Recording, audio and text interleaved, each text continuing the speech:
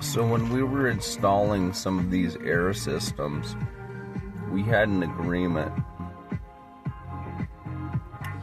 You're not supposed to shoot my car. You're supposed to build a barrier so that my car doesn't get shot.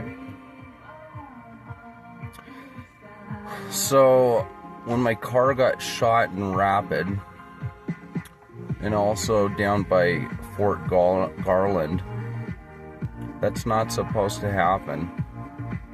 You're supposed to stand between me and your secrecy.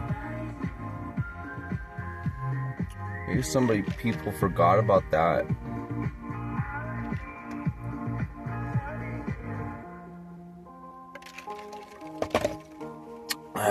Ready to show me what you're made of?